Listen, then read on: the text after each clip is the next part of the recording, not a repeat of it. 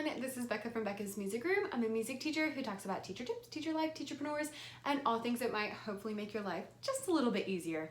Today is very special because we're going to be talking about my 1-year Teachers Pay Teachers anniversary. If you enjoy this video, please make sure you like, subscribe, and share so more TPT authors can find it as well. And let's get straight down to it. All right, so I started blogging about teaching music at the same time I started teaching music, actually in September, I know, because I just had to pay to renew my website. And I really enjoyed it. I talked about being a first-year teacher, all the things I learned, some lesson ideas I had that of course were not like the most amazing lesson ideas ever because I was new, but you know, I figure if I have some ideas, you can use them and come up with your own idea. When I first started, I had zero inclination that I was going to start a TPT shop. I didn't know how to make resources. I didn't really have a reason to make them my first year. And then my second year, I started trying to get a little more deep into my lessons and having like rhythm cards that go specifically with the lesson or PowerPoint to introduce different things. And I could not find what I wanted. So I finally taught myself how to like put rhythms into Word documents and then to use PowerPoint because it makes much more sense than Word does, and all those different things so that my life would be just a little bit easier. And now we have come a whole year and oh my goodness, it has changed. So I started TPT in September of 2018. And it has been quite the journey. So I am 1 year in. I am blown away by how much I love it, first of all, and how much response I've gotten from people buying my products, requesting products, excited to use my products. I love when I see people on Instagram like tagging me in photos of my products. I'm like, oh my gosh, like students in other parts of the country and other countries are using my lessons. And that's just so great because I know how hard it is to not know what to teach. And so being able to give lesson ideas and resources to teachers just really, really rocks my world.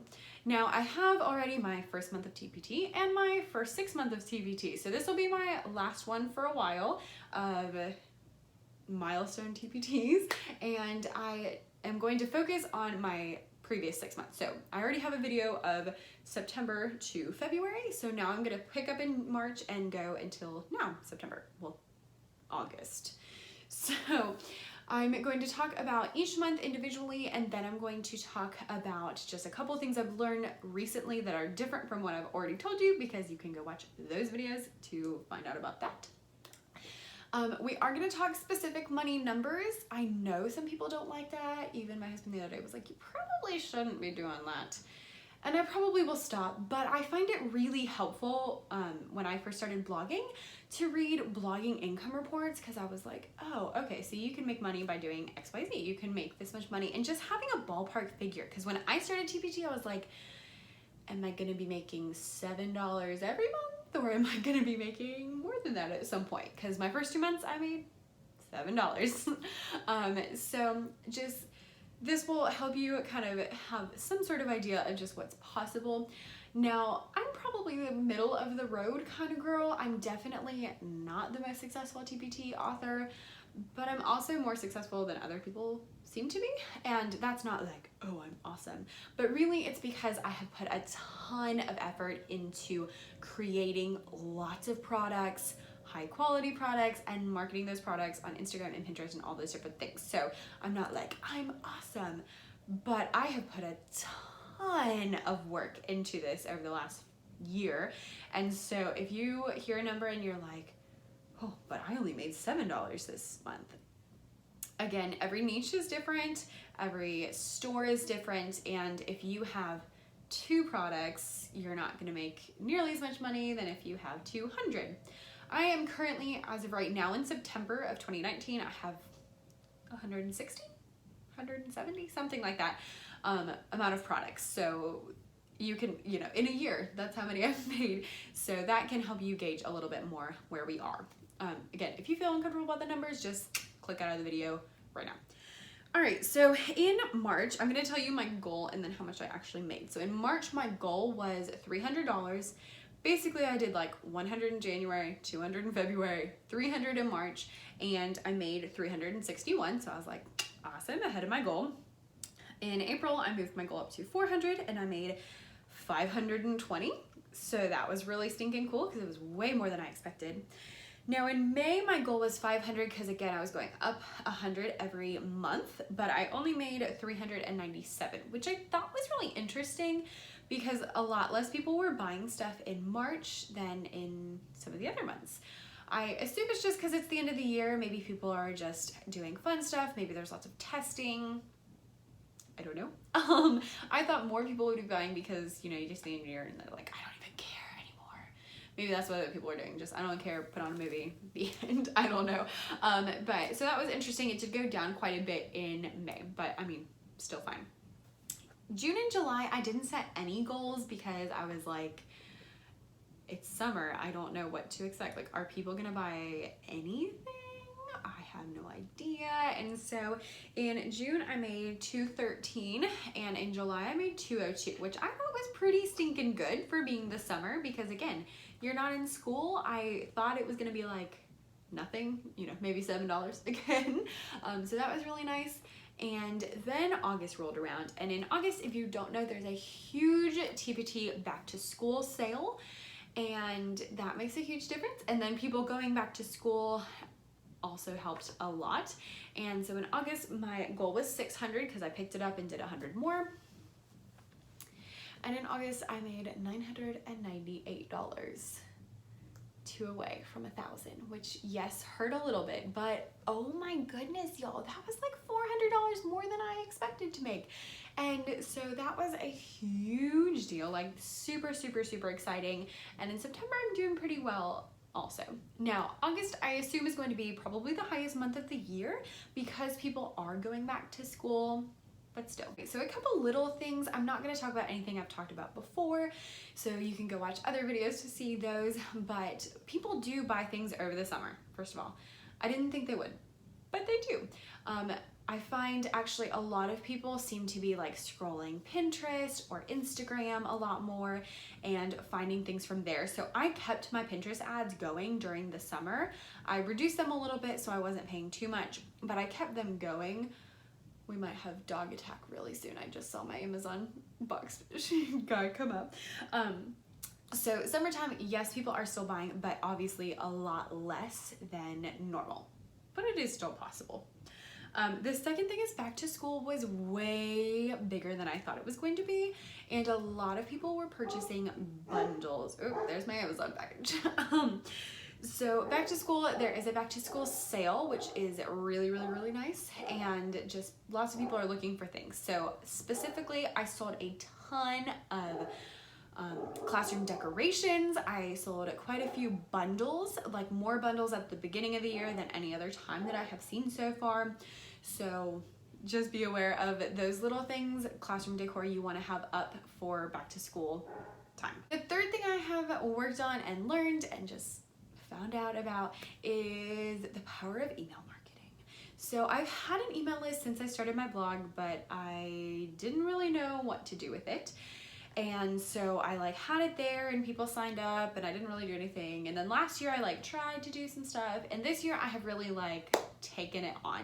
So I'm sending out one email every week and just giving a few little tips.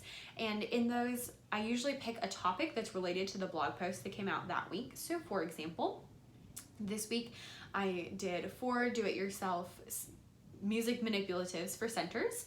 So the email that's going out on Sunday is a couple tips for centers. And so some of them are just little tips, some of them are links to blog posts, some of them are links to products. And that has really helped because I have noticed on Sundays that the products I link oftentimes get purchased. Also, when we have a sale, I have been sending out an email that says, hey, there's a sale. You know, usually it's 2 days, so I'll send it the first day in the morning, second day in the morning, second day in the afternoon, and you know, last call for the TPT sale.